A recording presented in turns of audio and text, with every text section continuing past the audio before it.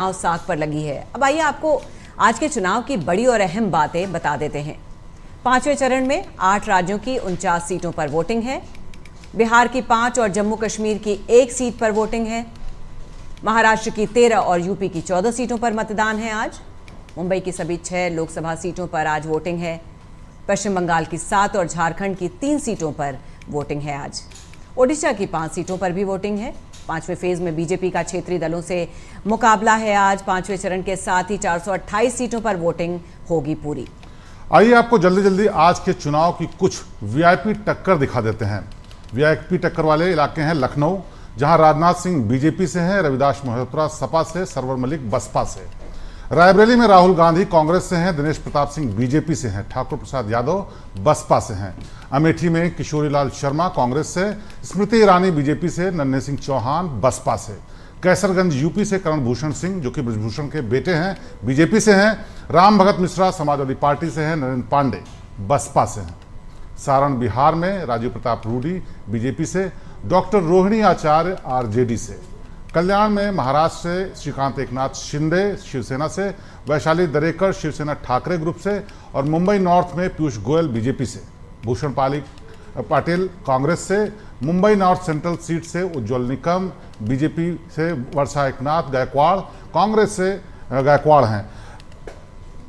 तो अब बिना देर किए चलते हैं अपने संवाददाताओं के पास। लखनऊ, अमेठी, रायबरेली, बांदा, झांसी और मुंबई समेत सभी खास जगहों पर हमारे संवाददाता मौजूद हैं, हमारे साथ जुड़ रहे हैं। लखनऊ से रतीश त्रिवेदी, रायबरेली से पंकज कुमार, अमेठी से राहुल शुक्ला, बांदा से दीपक पांडे और झांसी से अंकित चौधरी। तो पहला सवाल हम तृप्ति से पूछेंगे। तृप्ति, किस तरह का माहौल है वहां पर, कैसा मौसम है और अभी जितने घंटे बीते हैं कितने % वोटिंग हो चुकी है? मुक्ता जी, मेरी आवाज आ रही है? बताइए। मेरी आवाज आ रही है? हाँ हाँ, बताइए, आपकी आवाज आ रही है। अभी मैं घाटकोपर में हूँ। घाटकोपर में जो मुंबई उत्तर मध्य में आ रहा है, यहाँ पे अभी तक सुबह से 27% वोटिंग हो चुकी है, जो कि सबसे ज्यादा गुजराती इलाका माना जा रहा है। लेकिन यहाँ पे सबसे बड़ी दिक्कत ये है कि यहाँ पे संजय दीना पाटिल जो शिवसेना से और बीजेपी से कोटेजा है, तो गुजराती और मराठी दोनों में सम्मिश्र भावना यहाँ पे प्रेरित हुई है। लोगों में बहुत कंफ्यूजन है कि जैसे वोट अगर किसको दिया जाए। अगर विकास के वोट पॉइंट पे अगर हम लोग वोट देते हैं तो गुजराती को वोट दिया जा रहा है, और अगर हम लोग मराठी को वोट देते हैं तो संजय दीना पाटिल को, तो वो शिवसेना को जा रहा है। तो यहाँ पे लोगों में बहुत ही सम्मिश्र भावना है। सबसे बड़ी बात, पीयूष गोयल जो है वहाँ का एक इम्पोर्टेंट सीट माना जा रहा है। थाने में जो है थाने कल्याण, ये बहुत इम्पोर्टेंट सीट मानी जाती है। और सबसे यहाँ पे जो बात हो रही है कि मुंबई में 6 जगहों पे जो वोटिंग हो रही है वो सबसे महत्वपूर्ण वोटिंग मानी जा रही है। हालांकि यहाँ पे पूरे कुल मिला के आज महाराष्ट्र का लास्ट वोटिंग है। आज 13 जगह पे आज पूरी वोटिंग होगी। ठाणे, भिवंडी, पालघर, नासिक, धुले और मुंबई के 6, ऐसे कुल मिला के 13 जगहों पे आज वोटिंग की जा रही है। मुक्ता जी। जी तृप्ति, पिछली बार 10 की 10 सीटें बीजेपी की झोली में थी, एनडीए की झोली में थी। इस बार क्या लग रहा है, क्या हाल है, किस तरह के समीकरण बन रहे हैं? जो पिछली बार का एनडीए का जो सीन था, जो चित्र था, वो अभी वापस दिखाई नहीं दे रहा है। जैसे कि मैंने बोला कि गुजराती लोगों में पूरे मोदी जी की हवा दिखाई दे रही है। अभी मैंने 4-5 लोगों से बातें की तो उन्होंने बोला कि हम लोग सिर्फ विकास के मुद्दे पर, क्योंकि हम लोगों को बीजेपी का जो टप्पा है 400 बार, वो जो सपना है वो हम लोगों को पूरा करना है, ऐसा उनका मानना है। अभी बाकी तो जो भी वोटिंग हो रही है उसके हिसाब से हम लोग देखेंगे। लेकिन धूप की वजह से और बारिश की संभावना है, तो अभी तक लोग बाहर आके वोट कर रहे हैं। जो पिछली बार का जो चित्र था कि लोग बाहर ही नहीं आ रहे थे, घाटकोपर में ऐसा चित्र अभी तक है नहीं। शिवेंद्र, एक चीज देखने को मिल रही है इस बार, कई संस्थाओं ने भी आगे बढ़ चढ़कर ये इस मुहिम में हिस्सा लिया कि लोग निकलें और वोट डालें, क्योंकि मुंबई में ये पैटर्न रहा है कि लोग जल्दी निकलते नहीं हैं वोट डालने के लिए। लेकिन इस बार जिस तरह से भीड़ दिख रही है, एक बात तो लग रहा है कि उसका कुछ ना कुछ असर तो जरूर हुआ है। बिल्कुल, देखिए, अगर 4 फेज की वोटिंग की बात की जाए तो उस दौरान लगातार अपील भी होती रही, कोशिश भी होती रही, लेकिन लोग नहीं निकले। चाहे वो गर्मी वजह हो या लोगों की इच्छा ना हो कि अब जा करके किसको वोट देना है, क्या है, चाहे वो बीजेपी की वजह से हो, कांग्रेस की वजह से हो या दूसरे अलायंस की वजह से हो, कि क्या इक्वेशन होगी ये समझ रहे हो लोग भले ही जी। लेकिन ये जो लगातार चल रही मुहिम है ये थोड़ा जरूर फायदा कर रही है और इसी का नतीजा है कि गर्मी के बावजूद इस बार निकले हैं लोग। और ये बहुत ज़रूरी है क्योंकि अगर ज़्यादा लोग निकलेंगे नहीं तो समझ में नहीं आएगा कि एक्चुअल में जो मैंडेट आया है वो है क्या, ये लोगों की इच्छा ही है या वो लोग हैं जो सिर्फ आ गए बाहर इसलिए इच्छा हो गई है। जी। तो बहुत ज़रूरी है। तृप्ति, हम एक एक सीट की भी बात करेंगे। जैसे आपने कहा मुंबई नॉर्थ वेस्ट की सीट जहां पे शिवसेना के रविंद्र वाइकर हैं, ये शिंदे गुट के हैं, और अमोल कीर्तिकर जो उद्धव गुट के हैं। अब इसमें क्या लगता है, क्योंकि रविंद्र वाइकर की अगर हम बात करें तो इनका जो नॉमिनेशन था सबसे लास्ट में हुआ था, इनकी उम्मीदवारी घोषित हुई, लेकिन अमोल कीर्तिकर ने काफ़ी मेहनत की है, काफ़ी लोगों के बीच में गए हैं और उनकी मेहनत दिख रही है, काफ़ी तैयारियां की हैं उन्होंने तो, और उनकी उम्मीदवारी सबसे पहले ऐलान कर दी गई थी। तो क्या इसका फायदा उनको मिलेगा? रविंद्र वाइकर जी की उम्मीदवारी सबसे लास्ट में हुई थी, लेकिन अमोल कीर्तिकर को सबसे बड़ा फायदा यह है कि वो गजानन कीर्तिकर के बेटे हैं। तो पॉलिटिक्स या जो राजकारण है उनको जैसे हम लोग बोलते हैं बाल कड़ू बोलते हैं उसको, तो वहीं से आ रही है। रविंद्र वाइकर जी को जो लास्ट में मिली थी उसका उनको फायदा होने की संभावना ज्यादा है, क्योंकि वो फिर से एक बार चुनाव में लास्ट में आए थे। उनका एक ही मानना था कि हम लोगों को आगे बढ़ना है, और रविंद्र वाइकर जी से मैंने जैसे बोला मुंबई उत्तर पश्चिम में जो है तो शिंदे गट का सपोर्ट वहां पे ज्यादा उनको मिल सकता है।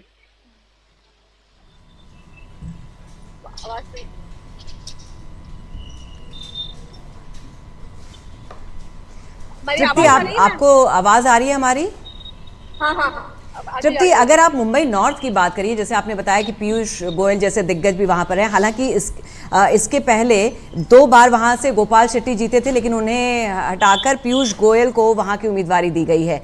वैसे तो वो मुंबई के हैं, लेकिन उन्हें एक तरह से वहां पर बाहरी की तरह ट्रीट किया जा रहा है, और उनके सामने है कांग्रेस के भूषण पाटिल जो कि वहां के स्थानीय निवासी हैं।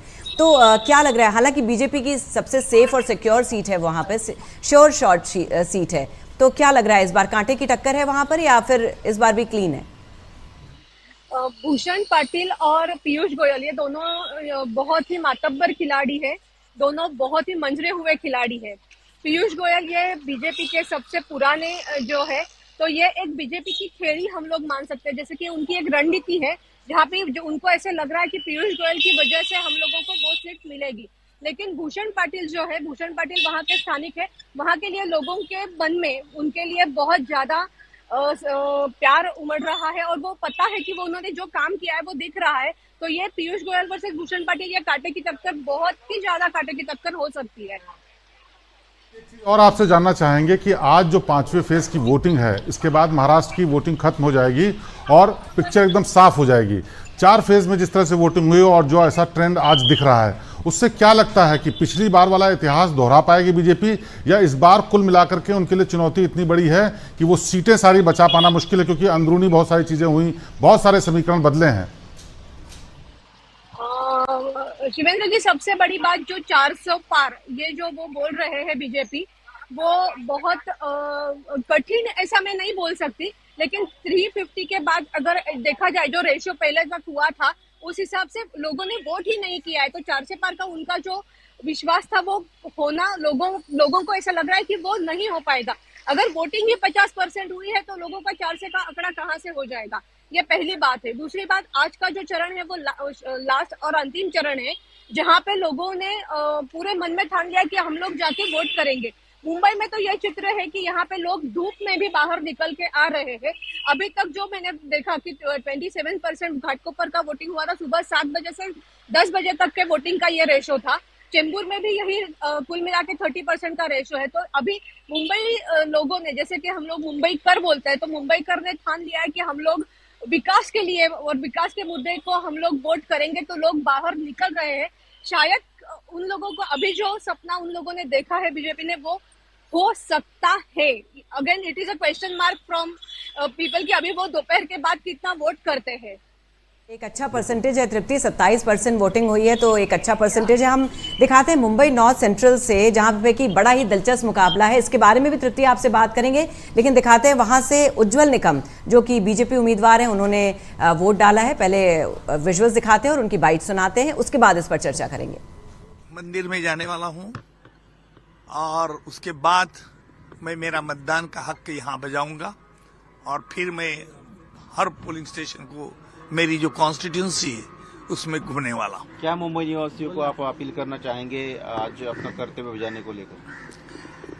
लोकशाही में मतदान करना एक उत्सव है और मुझे पूरी उम्मीद है कि हर कोई मुंबईकर अपना ये हमारे संविधान ने दिया हुआ हक से जरूर बजाएगा और बहुत से ज्यादा मतदान करेगा।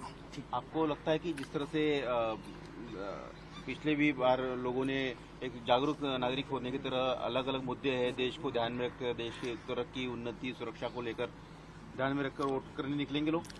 देखिए, आज मतदान करना है और मैं किसी भी तरह मतदार को प्रभावित या ना प्रभावित करने का कोई भाष्य नहीं करूंगा।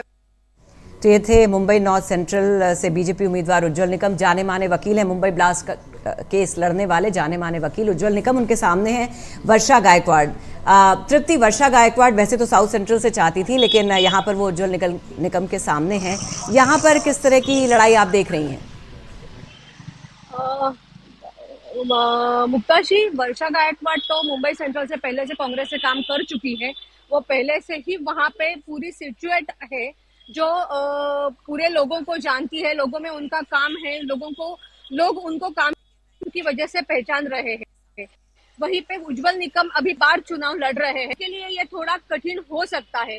उज्जवल निकम जैसे कि हम लोग सरकारी लॉयर के नाम से ही उनको जाना जाता है, तो एक राजकारण या एक कैंडिडेट की रूप में वो पहली बार लोगों के सामने आ रहे हैं। उनके लिए ये बहुत ही दिक्कत वाली बात हो सकती है, लेकिन वर्षा गायकवाड़ वो पहले से वहां पे काम कर चुकी है, लोगों को पहचान रही है, लोग उनको एक अलग रूप से, अलग कैंडिडेट की वजह से पहचान रहे हैं। तो वर्षा गायकवाड़ की ये सीट की आने की संभावना हम लोग चुका नहीं सकते हैं। तृप्ति, बस जल्दी से एक बार जरा कल्याण के बारे में बता दीजिए। कल्याण से श्रीकांत शिंदे हैं और उनके सामने है वैशाली दरेकर राणे जो उद्धव गुट की हैं। यहाँ पर दो शिवसेना लड़ रही है। सबसे पहले तो ये इस बार कहीं ना कहीं ये क्लियर जरूर हो जाएगा शिवेंद्र की जनता की नजर में असली कौन है। जैसे ही एकनाथ शिंदे जी ने यूटीपी में ज्वाइन किया है, तभी से लोगों में एक संभ्रम है। अभी कल्याण का जो अब बोल रही है, तो I mean doctor Shrikant Shinde, इनको शिंदे गट के रूप से हम लोग देख रहे हैं, और दूसरे जो है वो उद्धव ठाकरे ग्रुप से है। तो लोगों में फिर से वही है कि असली शिवसेना कौन सी और नकली शिवसेना कौन सी। लोग यही पेच में अभी है कि एकनाथ शिंदे जो शिवसेना है वो आगे जाकर लोगों में आ सकती है। तो अगर वो आती है तो वो क्या काम करेगी, इसके लिए वहां पे मराठी लोगों में ही संभ्रम है। जैसे मैंने बोला कि घाटकोपर में गुजराती और मराठी संभ्रम है, वहीं पे कल्याण में और यहाँ ठाणे में दोनों जगह पे मराठी लोगों में ही कौन सी शिवसेना को वोट डाले, इसके लिए संभ्रम है। या धनुष्य बाण को वोट डाले या मशाल को वोट दे, तो दोनों तो चिंगारियां वैसे भी निकलती है, ऐसा उनका मानना है। तो इस बार महाराष्ट्र में बहुत सारी तस्वीर साफ हो जाएगी कि आखिरकार किस गुट को असली शिवसेना गुट माना जाता है, और साथ ही साथ जो कैंडिडेट्स खड़े हैं उनके भविष्य क्या होगा, क्योंकि आज के बाद समाप्त हो जाएगा वहां पर वोटिंग का। अब सीधे चलते हैं उत्तर प्रदेश, जहां पर हमारे संवाददाता रतीश शिवम त्रिवेदी मौजूद हैं और उनसे बात करते हैं, जानते हैं कि वहां का हाल क्या है। पहले हम रायबरेली चलेंगे। शिवेंद्र, रायबरेली से पंकज कुमार मौजूद हैं, उनसे जानते हैं रायबरेली में किस तरह की हलचल है। पंकज, आप तक आवाज आ रही है? रायबरेली में अभी तक कितने % वोटिंग हुई है, किस तरह से लोगों का उत्साह नजर आ रहा है वहां पर? जैसा कि रायबरेली की बात किया जाए, रायबरेली में सुबह 7 बजे से मतदान शुरू हो गया था, जो कि अभी 9 बजे तक 13% मतदान पड़ा है। हर पोलिंग बूथ पर सुरक्षा व्यवस्था भी कड़े इंतजाम किए गए। वहीं रायबरेली की हर्षिता माथुर ने बताया कि सभी पोलिंग बूथ सेंटरों पे सीसीटीवी और कंट्रोल रूम बना दिए गए, या किसी प्रकार की कोई समस्या उत्पन्न होती है तो वो तत्काल पुलिस प्रशासन को सूचित करे। पंकज, ये बताइए, रायबरेली तो बहुत हॉट सीट है, राहुल गांधी है वहां पर, और ये बहुत बड़ी चुनौती है क्योंकि उनकी पारंपरिक सीट रही है। क्या कोई वैसी हलचल वहां पर दिख रही है और सीटों से अलग? क्योंकि बहुत जगह पर तो कैंडिडेट ऐसे हैं जो कि शायद इतने बड़े ना हो, लेकिन वहां पर दिग्गज लोग मैदान में हैं, तो वहां वैसी कोई हलचल, वैसी कोई लोग इकट्ठा दिख रहे हैं जो वोट डालने एक साथ आ रहे हों? जैसा कि अभी तक मतदान तेज हो रहा था, अब धूप होने की वजह से कुछ कम पड़ा हुआ है लोगों का आना। अभी कांग्रेस के जिला अध्यक्ष से बात हुई तो उन्होंने कहा कि राहुल गांधी रायबरेली आ सकते हैं, और जो भी रायबरेली में बूथ सेंटर बने, हर बूथ सेंटर पे जाएंगे और वहाँ के हाल चाल की जानकारी महाराष्ट्र लेंगे। में वोटिंग हो रही है, वहां पर वोटर्स बहुत ज्यादा संख्या में निकले हैं सुबह, शायद गर्मी की वजह से सुबह ही इसको काम को अंजाम देना चाहते थे। तो क्या रायबरेली में वैसी कोई तस्वीर दिख रही है कि सुबह जो वोटर्स आए हैं वो ज्यादा संख्या में हैं? सुबह जो आए थे वो मुस्लिम और ओबीसी के मतदाता जाता थे, ब्राह्मण के भी थे। और अभी 8 बजे दिनेश प्रताप सिंह जो भाजपा प्रत्याशी, उन्होंने भी अपना वोट केंद्रीय विद्यालय में डाला। आदित्य सिंह विधायक अपने गांव लल्लूपुर में भी डाला है। बीच ये भी कहा जा रहा था कि वहां बीजेपी की तरफ से तमाम दिक्कतें हैं, क्योंकि वहां मनोज जो हैं वो सपोर्ट नहीं कर रहे हैं, आदित्य सिंह अलग नाराज हैं, और क्योंकि उनको टिकट मिलना था नहीं मिला। तो क्या ये वोटिंग वाले दिन दिख रहा है इन लोगों की जो उत्साह है, या इन लोगों की कोशिश में कि वो लोगों को लेकर के आ रहे हैं, उत्साहित कर रहे हैं या नहीं कर रहे हैं? जैसा कि अभी भाजपा प्रत्याशी दिनेश प्रताप सिंह अभी जहां पे हम खड़े हैं यहीं पे बूथ सेंटर पे पहुंचे थे, वहां पे लोगों से बात किया। अभी 2 दिन पहले भाजपा का रोड शो था, इसमें दिनेश प्रताप सिंह, मनोज पांडे सभी लोग और भूपेंद्र अध्यक्ष जो भाजपा के, वो सभी लोग एक मंच पर दिखे हुए थे। चलिए, दिनेश प्रताप सिंह वोट डालने पहुंचे हैं, वो तस्वीरें आपको दिखाते हैं और साथ ही क्या कहा उन्होंने ये भी सुनाते हैं।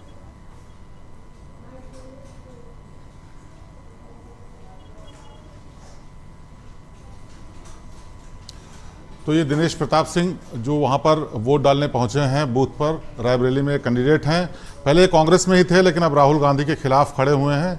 चुनौती भी है और चुनौती नहीं भी है एक तरीके से कहा जाए, लेकिन ये बीजेपी के कैंडिडेट हैं, मोदी के नाम पर लड़ा जा रहा है चुनाव, तो इसका असर देखने को ज़रूर मिलेगा। दिनेश प्रताप सिंह आप देख सकते हैं अपनी स्क्रीन पर वोट डालते हुए।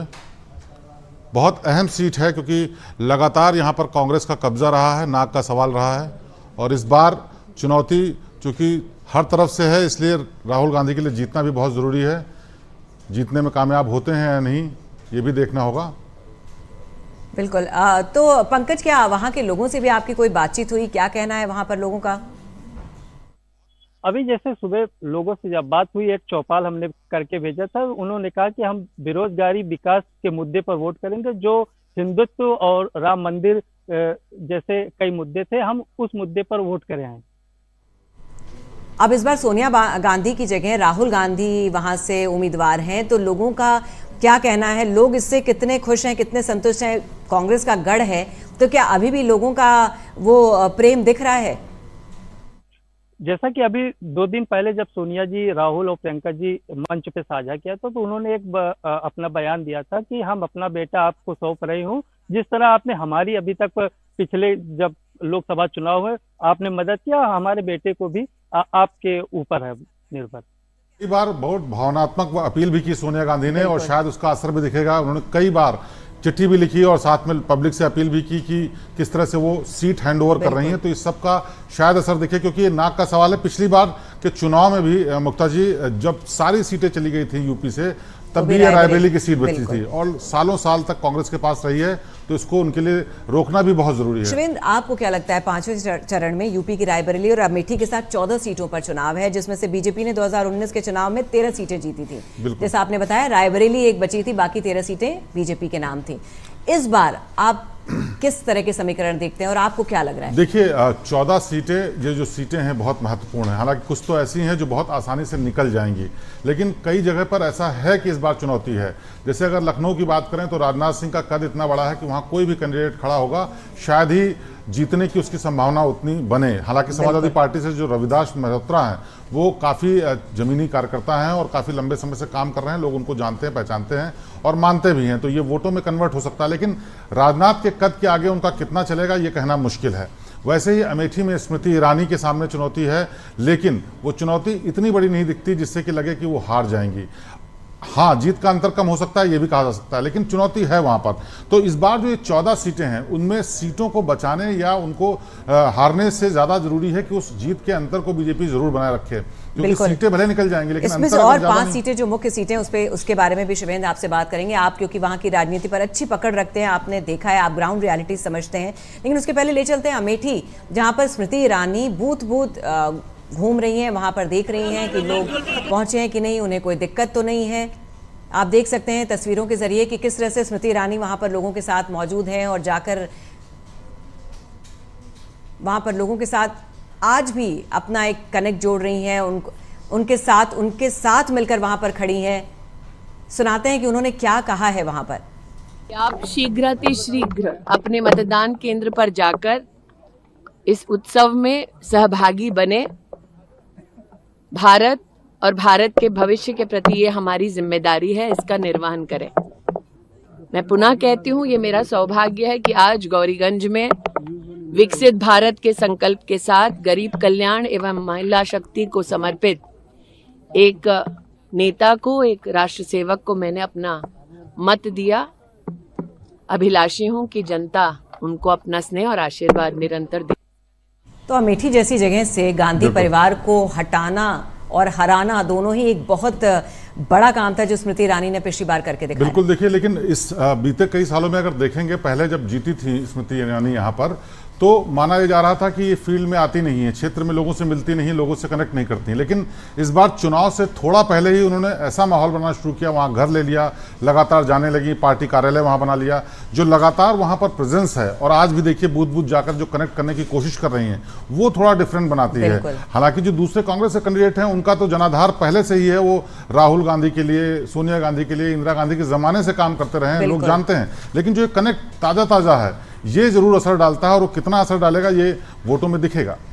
बिल्कुल, आपने सही कहा कि किशोरी लाल शर्मा भी जमीनी नेता हैं, तो उनके बारे में भी चर्चा करेंगे। लेकिन उसके पहले अमेठी में हमारे संवाददाता राहुल शुक्ला मौजूद है और उन्होंने वहां पर लोगों से बातचीत की और वहां का हाल बताया है। आपको दिखाते हैं उनकी ये रिपोर्ट। लोकतंत्र के महापर्व का 5वां चरण है और ऐसे में अमेठी में मतदान हो रहे हैं। अमेठी काफी हॉट सीट मानी जाती है और यहाँ पर स्मृति ईरानी बनाम केवल शर्मा चुनाव है और आज उनके भाग्य का फैसला ईवीएम में कैद हो रहा है। हमारे साथ यहाँ के मतदाता हैं, वो जो मौजूद है यहाँ पर, हम उनसे बात करेंगे और जानने का प्रयास करेंगे कि किन मुद्दों के साथ मतदान कर रहे हैं और कैसे मतदान कर रहे हैं। किन मुद्दों पे मतदान करेंगे? विकास चाहिए आपको या शिक्षा चाहिए, किस चीज पे? विकास पे। हमारे साथ कुछ लोग भी हैं, उनसे भी जानने का प्रयास करेंगे। किन मुद्दों पे मतदान? विकास हुआ है या नहीं हुआ?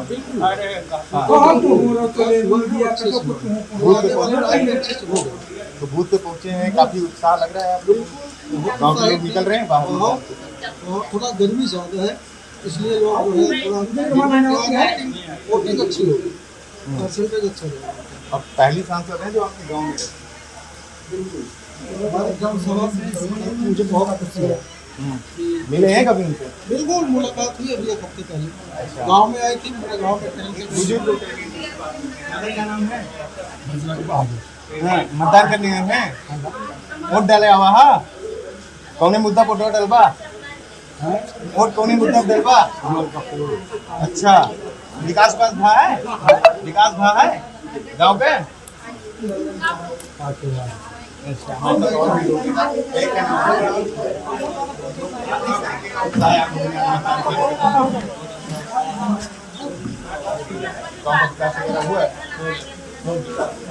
गाँव के लोग निकल रहे हैं मतदान करने।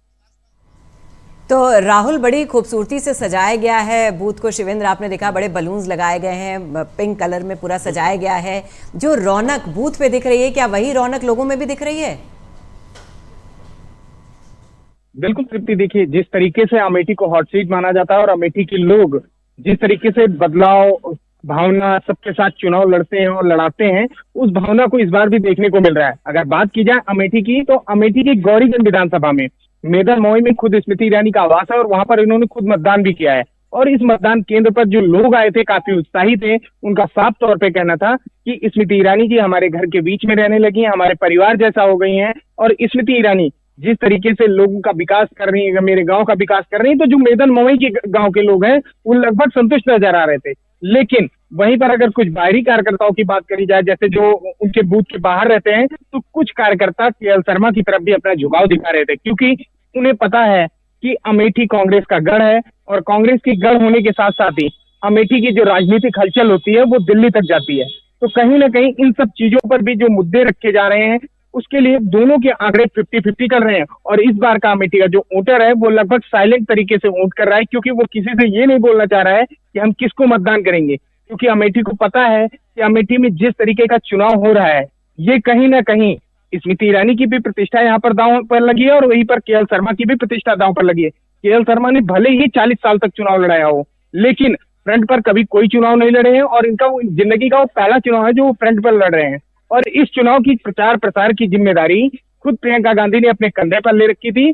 और प्रियंका गांधी ने जब से अपने कंधे पर ली थी, यहाँ आती थी, लोगों से मिलती थी, बिल्कुल स्मृति ईरानी की तरह ही नुक्कड़ सभा करती थी, लोगों से मिलती थी, अपनी बातें रखती थी और उस दौरान ये भी कहती थी कि हमारे पिताजी का वो गांव है जिसने प्रधानमंत्री दिया है और प्रधानमंत्री देने के साथ ही यहाँ की जनता को प्यार को भी बताती थी।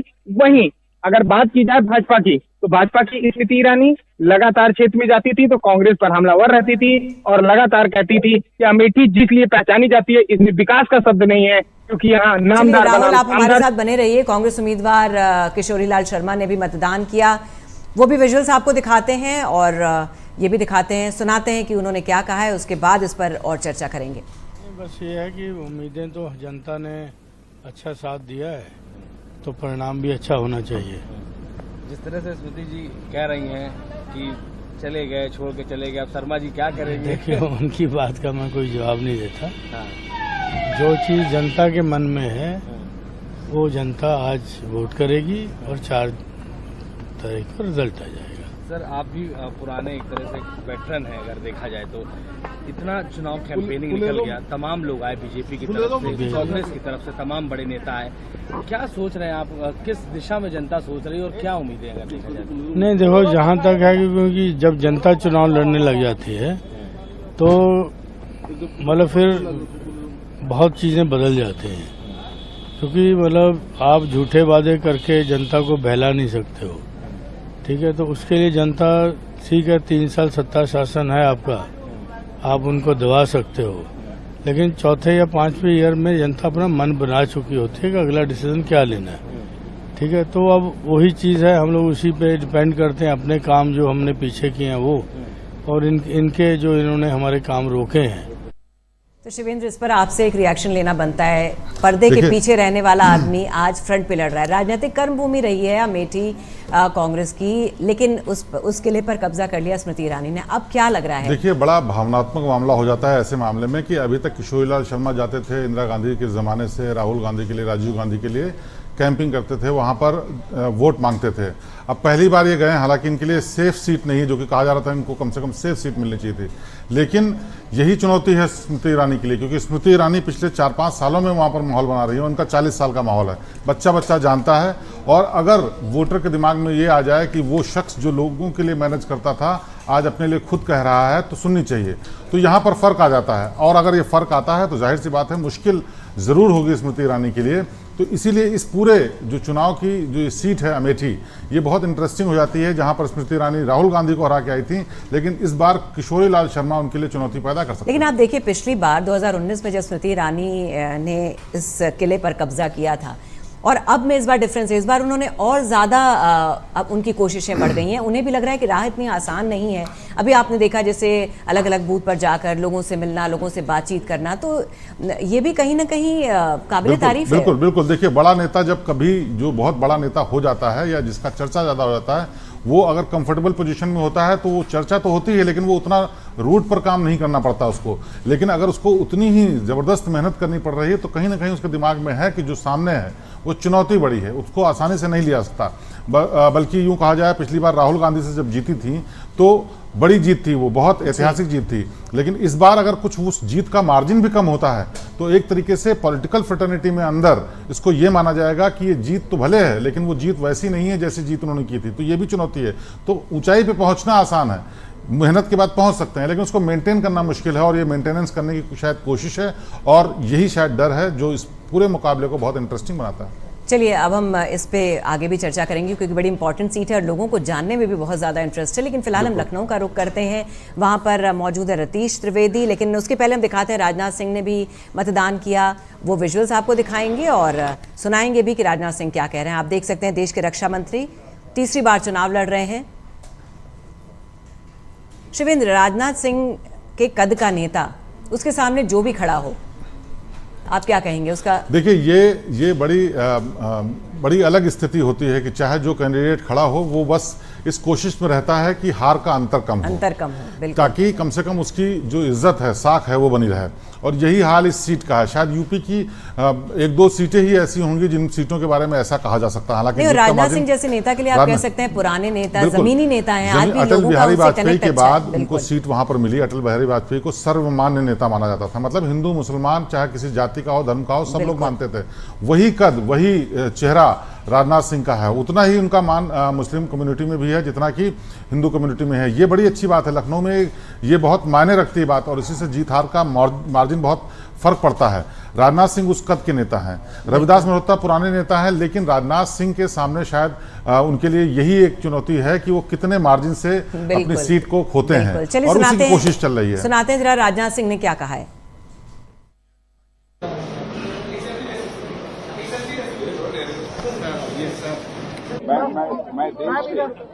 मैं देश के लखनऊ सहित मैं देश के सभी मतदाताओं से ये अपील करना चाहता हूँ कि वह आज के दिन अपने परिवार के सभी सदस्यों को साथ लेकर वह मतदान निश्चित रूप से करें। यही हमारी सबसे अपील है।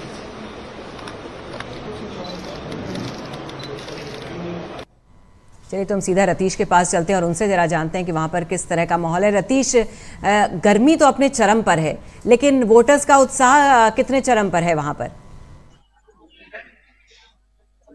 देखिए, राजधानी लखनऊ का मताधिकार का प्रयोग करने के लिए मतदान केंद्रों पर मतदाता निकले हैं बड़ी संख्या में। सुबह से ही निकले हैं, और हम आपको तस्वीरें भी दिखा देते हैं कि जहां पर हम मौजूद हैं वहां पर क्या हाल है। 5 बूथ हैं यहाँ पर, और बड़ी संख्या में यहाँ पर महिलाएं और पुरुष घर से बाहर निकल करके मतदान कर रहे हैं, और मतदाता बड़ी संख्या में ये कहा जा सकता है कि लखनऊ में निकले हुए। ये तस्वीरें बताती हैं कि किस तरह से मतदान को लेकर के जो जागरूकता फैलाई जा रही है चुनाव आयोग के द्वारा कि मतदान केंद्रों तक मतदाताओं को लाया जाए। तो बड़ी संख्या में मतदाता यहाँ पर पहुंचे हुए हैं मतदान केंद्रों पर, और लखनऊ में जो तस्वीर देखने को मिल रही है वो ये कमोबेश इसी तरीके की तस्वीर उत्तर प्रदेश की जो 14 सीटें हैं वहां पर दिख रही है। अगर 9 बजे तक के प्रतिशत की बात की जाए तो मतदान प्रतिशत 9 बजे तक का 12% रहा है। जो उत्तर प्रदेश की 14 लोकसभा सीटों में आज मतदान हो रहा है। सबसे ज्यादा बांदा जो सीट है वहां पर मतदान हुआ था, लेकिन 11 बजे का आपसे कुछ देर बाद मतदान प्रतिशत बताया जाएगा चुनाव आयोग के द्वारा।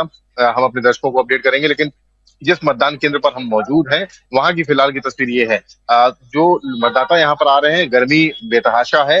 मौसम विभाग की अगर बात की जाए तो मौसम विभाग ने आज कहा भी है कि अवध में और बुंदेलखंड जहाँ पर क्षेत्र है वहां पर टेम्परेचर और जो प्रचंड लहर है गर्मी की वो महसूस की जाएगी। बावजूद इसके यहाँ पर मतदाताओं की भीड़ देखने को मिल रही है। उत्साह साफ कहा जा सकता है। 47 डिग्री से लेकर 45 डिग्री ये टेम्परेचर की अनाउंसमेंट ये किया गया है। मौसम विभाग के द्वारा बताया गया है कि बुंदेलखंड में जिन सीटों पर चुनाव हो रहा है वहां पर 47 डिग्री तक टेम्परेचर जा सकता है, और जो अवध में क्षेत्र में जहां पर चुनाव हो रहा है वहां 45 डिग्री तक टेम्परेचर जाएगा। लेकिन तापमान, धूप और जो टॉर्चर है उसको धता बताते हुए मतदाता फिलहाल राजधानी लखनऊ की अगर बात की जाए, मोहनलालगंज की बात की जाए तो यहाँ पर मतदान केंद्रों पर निकले हैं, मतदान कर रहे हैं। 11:30 बजे के आसपास का वक्त हो चुका है, और जिस मतदान केंद्र में मौजूद है वहां पर काफी बड़ी संख्या में मतदाता लाइन में आपने विजुअल्स दिखाए हैं उसमें एक बड़ी अच्छी बात लग रही है शुभेंद्र, आपने भी देखा कि नए लोग, हमारे जो यंग क्राउड ज्यादा दिख रहा है। बिल्कुल, देखिए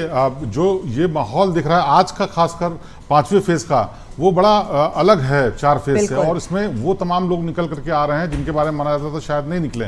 गर्मी आज सबसे ज्यादा है और सबसे हॉट डे है शायद, उसके बावजूद जो निकल के आना है तो कहीं ना कहीं अपील का असर, जो कैंपेन, जो रतीश आप क्या कहेंगे इस बारे में? क्या आपको लग रहा है कि अपील का असर हुआ? क्योंकि युवा जो हमें आपके पीछे जो लाइन लगी है उसमें काफी दिख रहे हैं। बिल्कुल, असर तो देखने को मिल रहा है। देखिए, सुबह 7 से 9 बजे के बीच में सारे मतदाता, ज्यादातर मतदाता वोट डाल देते हैं। उसके बाद 9-10 बजे तक चूंकि धूप होने लगती है और काफी तीखी धूप होने लगती है, मौसम अपना तेवर दिखाने लगता है, तो मतदाताओं की जो संख्या है ऐसी कतार में नहीं दिखती है। मैं अपने कैमरा पर्सन से कहूंगा कि वो विजुअल दिखाते रहें, ताकि जो मतदाता घरों में अभी भी बैठे हुए हैं वो कम से कम सीख लें और बाहर निकलें। मैं कई मतदाताओं के हाथों में रुमाल देख रहा हूं जो पसीना भी पोंछ रहे हैं, गर्मी के टॉर्चर से जूझ रहे हैं, बावजूद इसके कतारबद्ध होकर के अपनी बारी का इंतजार कर रहे हैं कि कब वो अंदर जाएंगे, ईवीएम पर अपना संदेश, जन संदेश सुनाएंगे कि जनादेश देंगे। इस देश की जो सरकार है उसको चुनने के लिए किन मुद्दों पर वो वोट करने आए हैं, वो मुद्दे इनके स्पष्ट हैं। और बड़ी संख्या में महिलाएं भी देखने को मिल रही हैं कि महिलाएं भी यहाँ पर कतारबद्ध होकर के खड़ी हुई हैं, पुरुष भी हैं, और गर्मी है, पसीना आ रहा है। बावजूद इसके जो चुनाव आयोग है, चुनाव आयोग ने कई इंतजाम यहाँ पर किए हैं। ORS के घोल के इंतजाम किए गए हैं, पानी के इंतजाम है, टेंट का हम देख रहे हैं कि टेंट के नीचे ही खड़े हुए हैं मतदाता यहाँ पर, और मतदान प्रतिशत को बढ़ाने की कोशिश चुनाव आयोग आप हमारे साथ बने रहिए। आपने ही सुबह जो लोगों से वहां बातचीत की थी, जो वहां का हाल बताया था, एक बार हम आपका वॉक थ्रू दिखाते हैं और उसके बाद आपसे इस पर चर्चा जारी रखेंगे। लोकसभा चुनाव के 5वें चरण का आज मतदान हो रहा है। उत्तर प्रदेश की 14 लोकसभा सीटों पर इसी तरह मतदाता मतदान केंद्रों की ओर रुख कर चुके हैं और सुबह का वक्त है। हम आपको तस्वीरें दिखा रहे हैं राजधानी लखनऊ की। राजधानी लखनऊ की ये तस्वीरें मतदाताओं को दिखाने के लिए भी हैं और उनका जोश बढ़ाने के लिए भी है कि जो मतदाता घरों से बाहर नहीं निकलते हैं उन्हें निकलना चाहिए। देखिए, बुजुर्ग दंपति है, सहारा लेकर के सुबह सुबह निकले हैं मतदान करने के लिए और इनका उत्साह वर्धन किया जाना चाहिए। जो मतदाता छुट्टी का दिन मानते हैं और बाहर नहीं निकलते हैं उनके लिए ऐसी तस्वीरें हैं। जो लंबी कतार हम आपको दिखा रहे हैं, पुरुष और महिलाओं की ये कतारें लगी है। राजकीय विद्यालय है नरही का। राजनाथ सिंह यहाँ का प्रतिनिधित्व करते हैं लखनऊ का। आज 14 लोकसभा सीटें हैं जिनमें बहुत हाई प्रोफाइल सीट्स भी हैं। लखनऊ के अलावा रायबरेली है, अमेठी है, फैजाबाद की सीट है, तमाम अन्य सीटें, गोंडा की सीट है, कैसरगंज की सीट है। और भारतीय जनता पार्टी से लेकर के एनडीए गठबंधन से लेकर इंडिया गठबंधन के लिए काफ़ी ज़्यादा महत्वपूर्ण ये सीटें हैं। नरही इलाके में मौजूद हैं। मतदाताओं के दिमाग में स्पष्ट है कि उन्हें किसको मत देना है, क्या चाहिए उन लोगों को, लेकिन उनसे बात भी कर लेते हैं। जो मतदाता सुबह ही पहुंच गए हैं मतदान केंद्र में अपने मताधिकार का प्रयोग करने के लिए और एक एक करके मतदाताओं से जानने की कोशिश करते हैं। क्या नाम है भैया आपका? कुंदन सिंह बिष्ट। कुंदन जी, मताधिकार का प्रयोग करने के लिए सुबह सुबह पहुंच गए हैं। क्या दिमाग में, जहन में है कि कैसा जनप्रतिनिधि चुनेंगे? वो तो बताने की जरूरत नहीं है, वो हमको खुद क्या कहते हैं अपने जनप्रतिनिधि के साथ साथ मुद्दे आप लोगों के दिमाग में स्पष्ट होंगे, किन मुद्दों पर वोट करने जा रहे हैं? अरे मुद्दा ही तो हमारा अधिकार है, क्या कहते हैं, वोट देना है, इसलिए देंगे। आप बताइए, क्या नाम है? संतोष। मुद्दा क्या है आप लोगों के दिमाग? विकास। बस विकास की परिभाषा कुछ? परिभाषा मतलब स्वतंत्र भारत। आप बोलना चाहेंगे क्या, किन मुद्दों पे वोट डालें? देश का डेवलपमेंट, यही सबसे बड़ा मुद्दा है और सारे मुद्दे साइड है। और सारे मुद्दे आपके लिए गौड़ हो जाते हैं? और सारे रिलीजन, ये वो पास्ट, ये सब चीजें हटा दीजिए। Development of the country, employment, the people, right, जिससे कि सारे लोग रेदर देन सब्सिडी पे आदमी चले, अपना खुद का डेवलपमेंट हो। बहुत सही बात किया। आपके हिसाब से मुद्दे क्या है? महंगाई, बेरोजगारी और विकास। विकास तो खैर हो ही रहा अपने आप, काफी अच्छा जी। परेशान करती है महंगाई? जी जी हाँ, सबसे ज्यादा यही परेशान करी, महंगाई बेरोजगारी ज्यादा। क्या नाम है भैया आपका? सर। मुद्दे बता दीजिए, किन मुद्दों पे वोट करेंगे? क्या चाहिए, विकास या क्या? विकास। आपको क्या चाहिए? तो चलिए इसके बाद हम आपको दिखाते हैं। बसपा सुप्रीमो मायावती ने भी वोट डाला है और उन्होंने कहा है कि इस बार बदलाव के लिए वोटिंग हो रही है। सुनाते हैं आपको।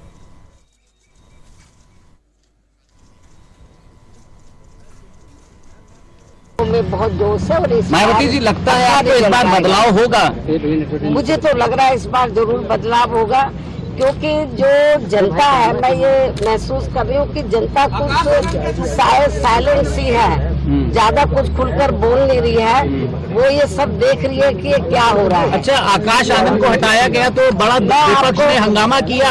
आपको क्या लगता है कि क्या किसी दबाव में हटाया गया या आगे के लिए? इसके बारे में मैं ट्वीट कर चुकी हूँ, इसके अलावा मैं कुछ और नहीं कहना चाहती। नहीं, भाजपा के जो वो लोग हैं उनका कहना ये है कि देखो, ऐसा इसके बारे में कौन क्या कह रहा है जी, मुझे उससे कोई लेना देना नहीं। इस संबंध में मैं ट्वीट कर चुकी हूँ। और पूछे? Thank you. कि वो भी अपना वोट डालने जरूर अपने अपने पोलिंग बूथ पर जाएं। हालांकि मैं जब भी जिस भी चरण में वोटिंग होता है। तो शिवेंद्र, सुना आपने मायावती क्या कह रही है, जरा इसके मायने समझाइए, इसका मतलब देखिए, क्या है? वो ये तो कहना चाह रही हैं इशारों में कि वो नहीं चाहते कि बीजेपी की सरकार आए। सीधी सी बात है, क्योंकि बदलाव की बात कर रही हैं। बदलाव आएगा तो क्या होगा, सरकार तो बीजेपी की थी। लेकिन उन बातों से वो बचने की कोशिश कर रही हैं जो उनको जवाब देना है कि आखिरकार आकाश आनंद के मामले में क्या हुआ। खुलकर नहीं बोल रही। लेकिन मायावती बहुत सीजन नेता हैं, वो जानती हैं कि कौन सी बात को किस तरीके से कहना है और बहुत सधे और बहुत सीमित शब्दों में कहती हैं। हालांकि शिवेंद्र, एक चीज और है, आज देख के उनको आप रिटायरमेंट वाले मोड में नहीं देख सकते हैं। देखिए, मायावती का तरीका ही हमेशा यही रहा है कि जितना उनको कहना है, जितना बोलना है और जितना करना है वो अपने हिसाब से ही करेंगे, चाहे कोई कितना भी कयास लगाता रहे। वरना इतना अप्रत्याशित फैसला कि उन्होंने अपने ही भतीजे को हटा दिया। वरना तमाम और चीज़ें जो करती रहती हैं। तो ये मायावती की अपनी शैली है और ऐसी शैली यूपी के कम से कम और नेताओं में देखने को नहीं मिलेगी और ये बहुत ही अलग है। और इसी वजह से मायावती बहन जी जो हैं वो बहन जी इतने सालों से हैं, कोई भी दिग्गज नेता आया हो उनसे पार नहीं पाया है। रतीश, जरा आप भी इस पर एक प्रकाश डालिए। मायावती ने जो कहा कि बदलाव के लिए वोटिंग हो रही है, आप इसको किस तरह से देखते हैं और कैसे समझते हैं? और हालांकि जैसा हमने अभी कहा कि उनको देखकर वो रिटायरमेंट वाला मोड नहीं लग रहा है, मायावती अपने ही अंदाज में अभी भी नजर आ रही है। देखिए, जब आकाश आनंद को लॉन्च किया गया था तो उसके बाद ये कयास शुरू हो गए थे, जानकार बताने लगे थे कि मायावती अब रिटायरमेंट की तरफ जा रही है और अपनी जो बैटन है वो आकाश आनंद को देकर के और रिटायरमेंट की तरफ बढ़ रही है। लेकिन जिस तरह से आकाश आनंद की कार्रवाई की गई और आकाश आनंद को साइड में किया गया और जो मायावती ने आज वोट डालने के बाद बातचीत कही है, साफ तौर पर जिस तरीके से शिवन जी बता रहे हैं कि उनके मुद्दे और उनका विजन बहुत क्लियर रहता है। उनका दिमाग बिल्कुल स्पष्ट है कि उन्हें कितना बोलना है, किस मुद्दे पे बोलना है और किस मुद्दे पे नहीं बोलना है। आकाश आनंद पे लगातार सवाल किए गए लेकिन आकाश आनंद पर मायावती ने कुछ भी नहीं बोला और उन्होंने कहा कि ट्वीट करके उन्होंने जानकारी दे दी है, उन्हें जो करना था वो कर दिया। लेकिन बदलाव के बारे में वो बोल रही है। भारतीय जनता पार्टी की बी टीम होने का आरोप विपक्ष ने, इंडिया गठबंधन ने, समाजवादी पार्टी ने, कांग्रेस ने या तमाम अन्य दलों ने बसपा पर लगाया है और इसी का जवाब मायावती देती हुई दिख रही है कि वो बीजेपी की बी टीम नहीं है। शायद इसीलिए वो बदलाव की बात कह रही है। सियासी मजबूरियां तमाम हो सकती हैं लेकिन भारतीय जनता पार्टी की बी टीम कहलाना किसी भी पार्टी को गवारा नहीं गुजरता है और शायद मायावती ने भी इस बात का जवाब देने की कोशिश की। मतदाताओं से अपील तो की लेकिन इशारों में ये भी समझाने की कोशिश की कि वो भी चाहती हैं कि देश की सत्ता में जो पार्टी बैठी हुई है अब उसके जाने का वक्त है, वो जानी चाहिए। और बीएसपी ने अपने कैंडिडेट जो उतारे हैं उन कैंडिडेट पर भरोसा मायावती ने दिखाते हुए ये कहा। कई बार कई जगहों पर समाजवादी पार्टी के नेताओं के और कांग्रेस के नेताओं ने आरोप लगाया कि भारतीय जनता पार्टी के सपोर्ट में मायावती ने ऐसे उम्मीदवारों को उतारा।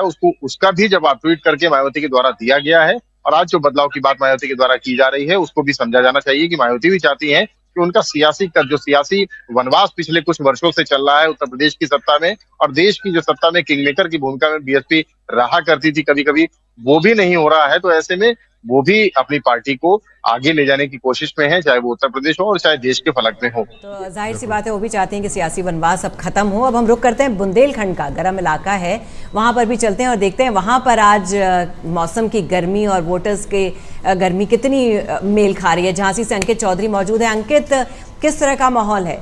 सबसे पहले तो ये बताइए वहां पे कितना टेम्परेचर है, कितनी गर्मी है?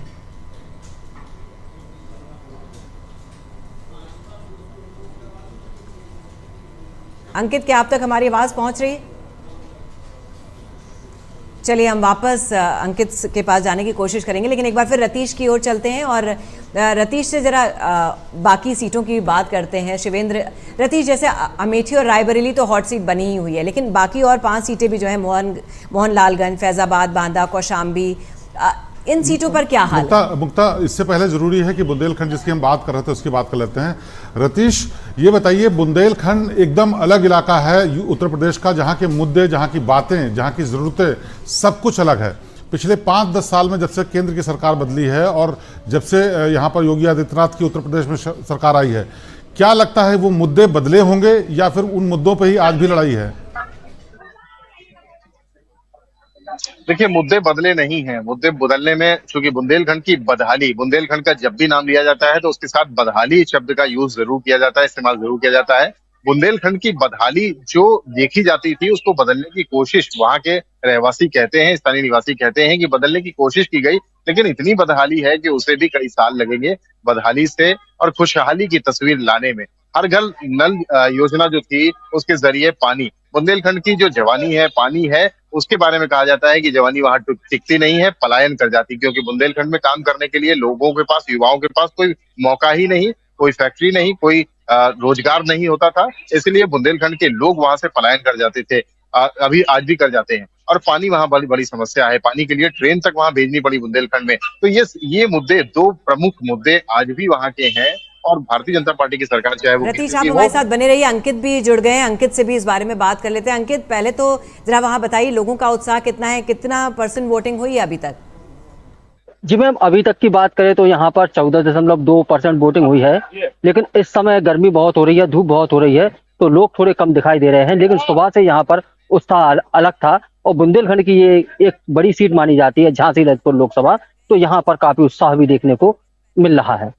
अंकित, जो पिछले कई सालों में वहां पर काम हुआ, चाहे पानी को लेकर के हो, रोजगार को लेकर के हो, वहां की ऊसर जमीन को लेकर के हो, इन सारी चीजों का क्या असर दिखता है और इसके आधार पर लोग वोट करेंगे? क्योंकि ये बड़ी समस्या रही। बुंदेलखंड एक बहुत बड़ा इलाका है जहां पर ऐसे जिले आते हैं जहां आज भी समस्याएं बनी हुई हैं। बहुत बड़ी बड़ी योजनाएं चलाई गई, पिछली सरकारों पर तमाम सवाल उठे, लेकिन पिछले 10 सालों में वहां पर क्या कुछ ऐसा बदलाव आया कि वो कुछ पॉजिटिव संकेत देता हो? जैसा पानी को लेकर यहाँ पे बात करें तो आवाज आ रही है आपकी शिवेंद्र? जैसा कि अभी रतीश ने बोला, बुंदेलखंड में बदहाली से खुशहाली का रास्ता काफी लंबा है। बिल्कुल, देखिए बुंदेलखंड बहुत बड़ी चुनौती है, न सिर्फ राज्य सरकार के लिए बल्कि केंद्र सरकार के लिए भी। बहुत जिले आते हैं ऐसे और बहुत बड़ा एरिया उत्तर प्रदेश का कवर होता है बुंदेलखंड क्षेत्र से। वहाँ पर जो ज़मीन है वो ऊसर है, वहाँ पर पानी की कोई सुविधा नहीं है नेचुरल तरीके से। वो बता रहे थे कि ट्रेन से पानी भिजवाना पड़ा, पाइपलाइन डलवानी पड़ी। 65,000 करोड़ रुपए की योजना उत्तर प्रदेश सरकार लाई थी, फिर भी अभी तक उसमें कुछ नहीं हुआ। हाँ, कुछ चीज़ें सुधार हुए हैं। सड़कों से जोड़ने का जो काम हुआ है बड़े बड़े शहरों से, लखनऊ से हो, चाहे दिल्ली से हो, चाहे तमाम और जिलों से हो, चाहे पानी के लिए कुछ और प्रयास किए हों, तो ये इतना बड़ा फैक्टर है कि इस फैक्टर पर जरूर वोटिंग होगी और इस वोटिंग के आधार पर ही तय होगा कि आखिरकार सरकार ने कुछ किया कि नहीं किया, या विपक्ष इसके लिए कुछ ठीक से आवाज उठा रहा था कि नहीं उठा रहा था। तो बुंदेलखंड बहुत मायने रखता है। हालांकि पिछली बार बुंदेलखंड की जो सीटें थी वो बीजेपी की झोली में थी, लेकिन अब तस्वीर थोड़ी डिफरेंट हो चुकी है। इस बार चूंकि 10 साल तक इंतजार करते हुए लोग बहुत ज्यादा विचलित हैं, तो वो उसके आधार पर जरूर वोट करेंगे और ये वोटिंग जरूर दिखेगी रिजल्ट के रूप में। बिल्कुल। तो चलिए रतीश से भी इस बारे में और जानकारी लेते हैं। रतीश, अंकित हमारे साथ जुड़े थे लेकिन उनसे संपर्क टूट गया है। तो जैसा अभी शिवेंद्र ने बोला कि पिछले 10 साल से लोग इंतजार कर रहे थे कि शायद हालात कुछ और बेहतर होंगे, लेकिन इस बार लोगों का पेशेंस कहीं ना कहीं वो लूज कर रहे हैं। देखिए, 10 साल हो गए हैं मोदी सरकार को सत्ता में काबिज हुए, 2 टर्म पूरे हो चुके हैं और तीसरे टर्म के लिए जोर आजमाइश चल रही है। बुंदेलखंड की आज जिन 4 लोकसभा सीटों पर वोटिंग हो रही है वो बांदा है, झांसी है, जालौन है, हमीरपुर है। इन सीटों पर आज चुनाव हो रहा है। पिछली बार देखा जाए तो 2019 में सभी नतीजे भारतीय जनता पार्टी के फेवर में गए थे। कानपुर बुंदेलखंड क्षेत्र हो चाहे पूरा ये क्षेत्र रहा हो, इन चारों सीटों पर भारतीय जनता पार्टी का कब्जा था। जो मुद्दे हैं, जो बेसिक जरूरतें हैं, उन पर काम करने की कोशिश जरूर की गई है। ऐसा दिखाया भी गया है उत्तर प्रदेश सरकार के द्वारा और केंद्र में काबिज मोदी सरकार के द्वारा। बुंदेलखंड एक्सप्रेसवे बना करके ये बनाने के दौरान, या यूं कहा जाए कि जो बनाने का प्रस्ताव है उसके चलते कई बार ऐसा दिखाने की कोशिश की गई कि बुंदेलखंड को रफ्तार देने की कोशिश की जा रही है। एक्सप्रेसवे रफ्तार देते हैं, इसमें कोई दो राय नहीं है। बुंदेलखंड एक्सप्रेसवे ने रफ्तार भी दी, लेकिन वहां की समस्या पानी की भी है और वहां की समस्या रोजगार की भी है। कई दशकों से वहां से पलायन होता आ रहा है। बांदा हो, महोबा हो, चित्रकूट हो, ललितपुर हो, और ये भी कहा जाता है उत्तर प्रदेश के बुंदेलखंड क्षेत्र के लिए कि उत्तर प्रदेश का बुंदेलखंड क्षेत्र जो है वो मध्य प्रदेश के बुंदेलखंड क्षेत्र हम रुक करते हैं बांदा का, जहां से जुड़ गए हमारे संवाददाता दीपक पांडे। दीपक, वहां पर किन मुद्दों पर इस बार वोटिंग हो रही है? जी, जैसा कि रतीश जी ने बताया कि जो है बुंदेलखंड का मुख्य मुद्दा पानी, बेरोजगारी और पलायन यहाँ का मुद्दा समस्या रही है। वो आज भी वही समस्या है और उन्हीं मुद्दों पे वोट यहाँ पड़ने वाले हैं। लोग बदलाव की ओर जा रहे हैं और बदलाव की बात भी कर रहे हैं, क्योंकि लोग जो है वर्तमान भाजपा के नरेंद्र मोदी की तारीफ तो करते हैं लेकिन प्रत्याशी से खासे नाराज हैं और इसका जो है परिणाम अब देखते हैं कि क्या होता है। लेकिन जो अभी तक के रुझान रहे वो बदलाव के दिखाई दिए। मुख्य मुद्दे यहाँ बेरोजगारी ही रहा है। बांदा जैसे इलाके में उत्तर प्रदेश सरकार ने बहुत सी योजनाएं चलाई, चाहे रोजगार के लेकर के हो, चाहे वहां पर डेवलपमेंट को लेकर के हो। क्या केंद्र सरकार के अलावा राज्य सरकार की कुछ योजनाएं वहां पर दिखती हैं जमीन पर कि वाकई वहां बदलाव हुआ है? क्योंकि अगर माना जाए तो बुंदेलखंड का जो बांदा इलाका है, चाहे हमीरपुर इलाका है, जालौन इलाका है, ये वो इलाके हैं जहां से प्रदेश को राजस्व बहुत आता है। वो खनन की तरफ से आता है, तमाम और जो भू खनिज है उससे आता है। भले ही सरकार की जो योजनाएं हैं उतना काम न कर पा रही हूं, लेकिन वहां से राजस्व बहुत आता है। तो क्या उसका असर कुछ दिखता है? जी, असर दिखता है। यहाँ हम सड़कों की बात करें, बदलाव काफी हुए हैं। चाक चौराहों में जो बदलाव हुए हैं, चौराहे, बड़े चौराहे हुए, स्ट्रीट लाइटें लगी, सड़कें बनी, बदलाव काफी हुआ और काफी विकास हुआ। लेकिन जो मुख्य मुद्दे रहे, उन जैसे बुंदेलखंड राज्य का मुद्दा यहाँ प्रमुख रहा है हमेशा से और सालों से जो है इस मुद्दे को लोग उठाते रहे, इसके लिए लोगों ने लड़ाई लगी, खून से खत लिखे, लेकिन भाजपा ने जो चुनाव भी जीते बुंदेलखंड से, जो विजय हासिल की, वो भी बुंदेलखंड राज्य के मुद्दे को उठाकर ही जीते थे। और वादा किया था उनके नेताओं ने कि जो है बुंदेलखंड राज्य बनाया जाएगा, लेकिन इस पर चलिए इसके बाद हम रुख करते हैं फतेहपुर सीट का, जहां पर साध्वी निरंजन ज्योति और नरेशोत्तम का मुकाबला है। वहां पर सीधा चलते हैं और देखते हैं निरंजन ज्योति ने वोट डाला है, सुनते हैं क्या कहा उन्होंने।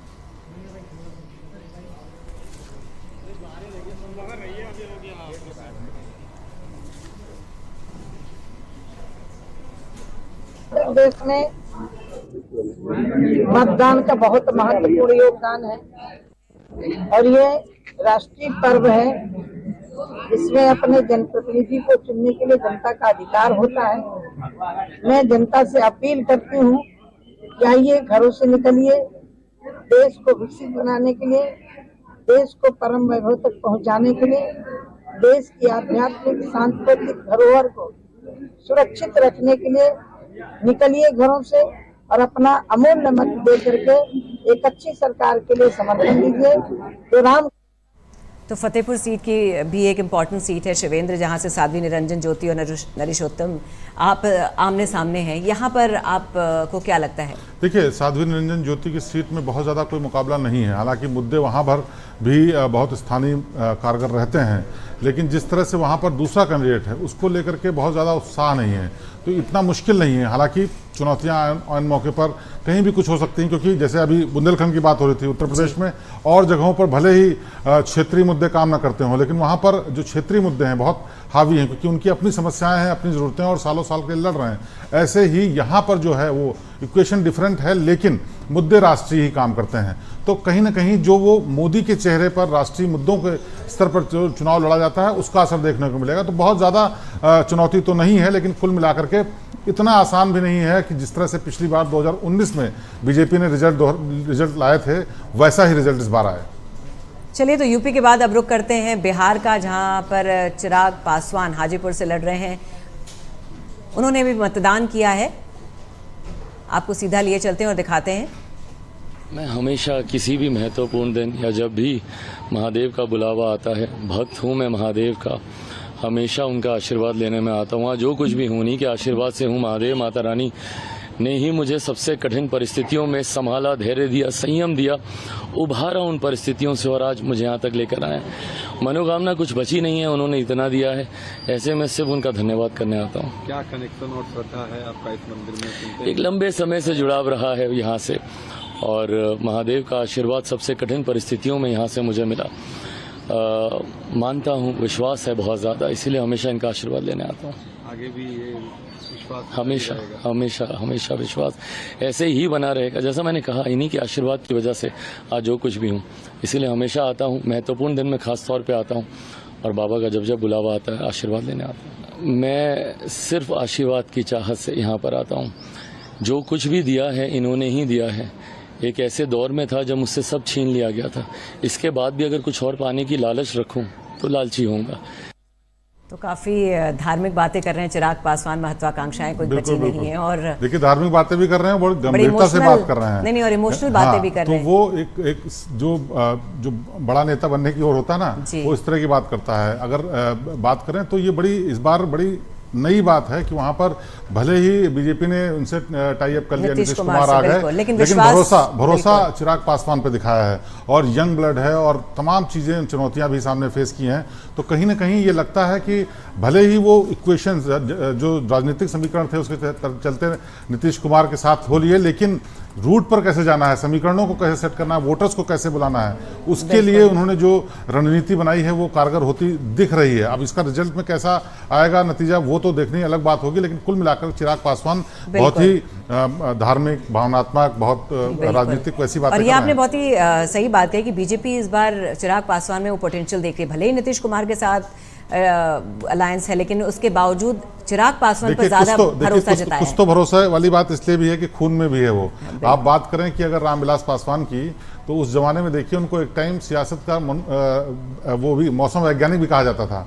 जहां मौका मिलता था वहां वो मंत्री भी बने, जहां मौका मिला वहां पर वो पद भी पाए, और उन्हीं का खून है। तो कुछ ना कुछ ट्रेट्स ऐसे खून की वजह से भी आएंगे, और जिस परिवेश में पले हैं उसका भी असर आएगा। कुछ ना कुछ ऐसा जरूर समझाने में कामयाब रहे होंगे, जिसका नतीजा ये आप सामने देख रहे हैं कि इतने बड़े सीजन नेता के सामने इनको ज्यादा तवज्जो दी गई है। ये आपने बिल्कुल सही कहा, खून में, क्योंकि बड़ा ही ठह ठह के बड़ी गंभीरता से बात भी करते हैं। देखिए आप एक पॉलिटिशियन के जो गुण होने चाहिए वो इनके अंदर दिखते हैं।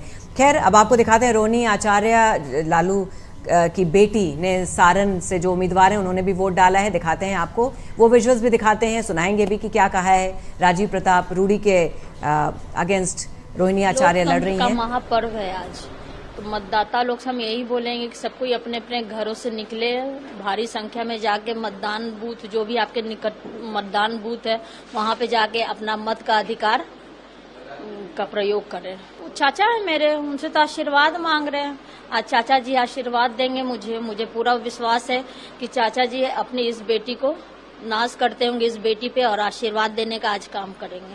सही बोल रहे हैं, जनता का रुझान वही दिखा रहा है। इस बार जनता बेरोजगारी की मार जो झेल रही है, बढ़ती हुई महंगाई की मार जो झेल रही है, तो आज सबका अंत करने जा रही है जनता।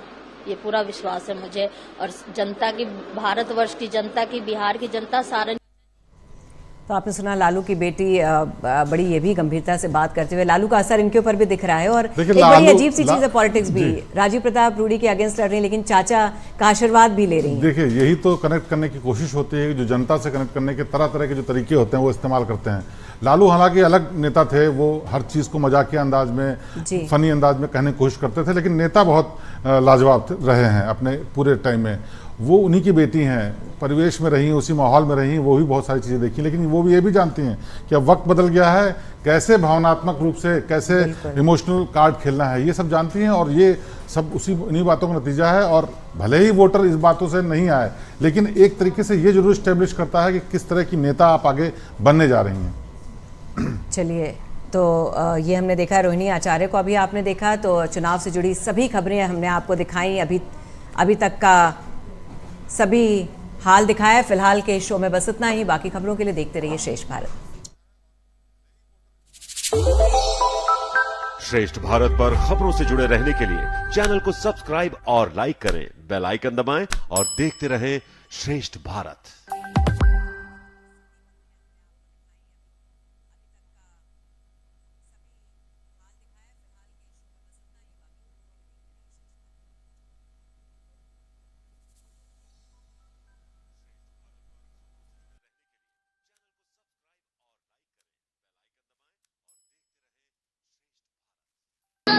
स्वागतम नरेंद्र मोदी, स्वागतम स्वागतम स्वागतम नरेंद्र मोदी, स्वागतम विश्वर लोकप्रिय नेता नरेंद्र मोदी, स्वागतम विश्वर लोकप्रिय नेता नरेंद्र